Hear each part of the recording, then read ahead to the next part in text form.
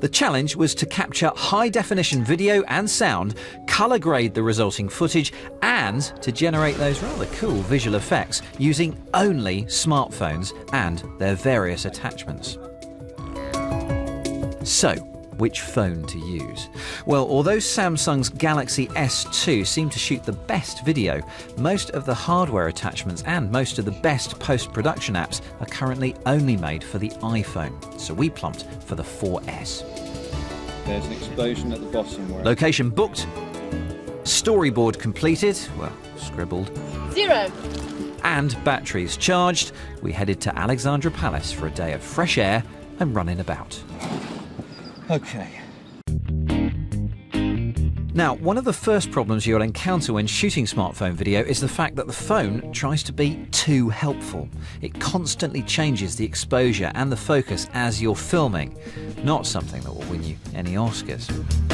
Cue FILMIC Pro, one of a few apps which allow you to lock the camera settings for the duration of a shot. The next problem you'll have is the lens, which will be locked to give you a decent wide-angle shot and nothing else. There are, however, a number of lens attachments which attempt to give you a variety of looks. A super wide-angle lens captures even more of the scene.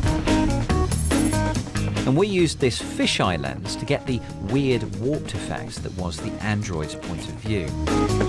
And a telephoto lens can really give any shot a much more professional look. As well as giving you close-up shots, it also throws the background out of focus, something which, well, just looks cool. This little attachment will let you screw your phone onto any tripod you like. Oh, and that nice tracking shot at the start of the movie, where the camera slides smoothly past the foreground interest, you'll be needing something like this.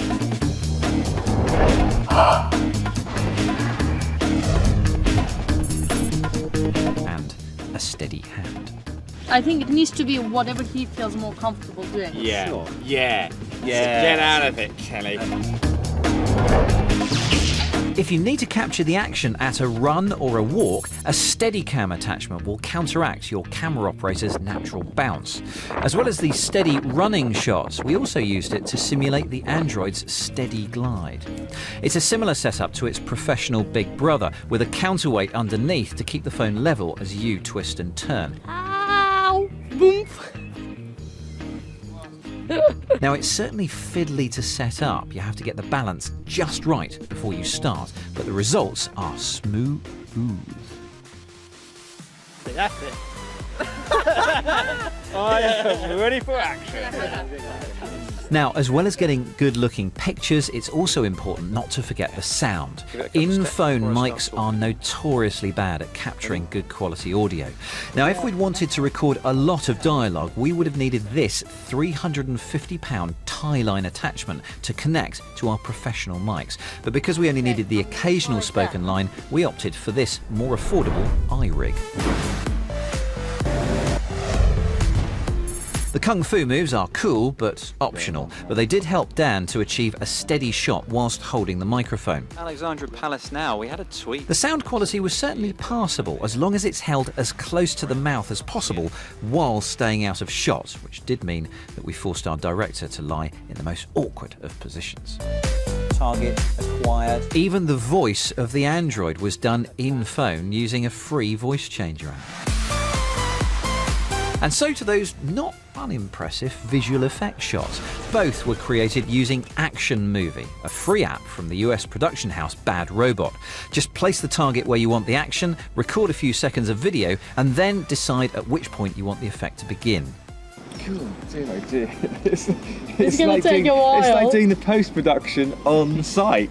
It's a little hit and miss, and you do have to create the final effect shot in the phone before you can have another go, but for a free app, the results are pretty cool. I put a bit of wobble in on that. Normally I'm a bit more steady. It's all impressive stuff, but there are some serious technical drawbacks to shooting high-definition video. Most pressing is the fact that it will seriously drain your phone's precious resources, especially when you're using an app which makes it work even harder than normal. FILMIC Pro chewed through the iPhone's battery like a worm through an apple. High quality video also fills your phone's memory to bursting. 3 minutes of video shot with FILMIC Pro takes around 1 gigabyte of space, double the amount of the iPhone's standard video app, and meaning that after 40 minutes of filming, our brand new 16 gig phone was out of space. And of course, because Apple doesn't let you get at either the iPhone's memory or its battery, well, not without a hammer, we found ourselves regularly dumping off footage to a laptop and recharging it with this cheeky charging case.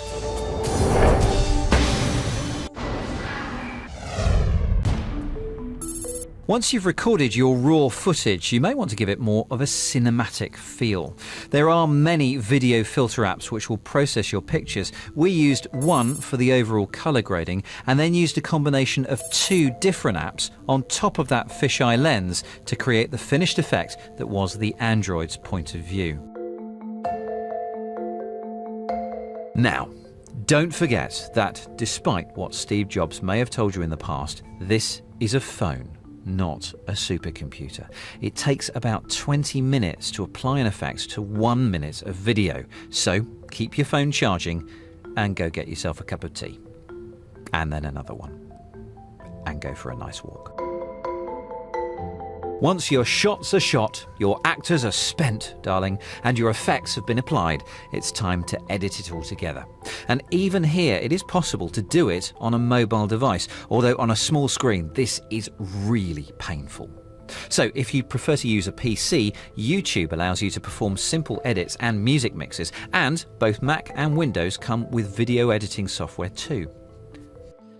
Yeah, I'm at Alexandra. So, turns out it is possible to make a respectable looking creation, shots, special effects and all, using just a smartphone. The results certainly seem to be good enough for the web and for standard definition TV, although a larger screen would certainly expose the sub-cinema standard video.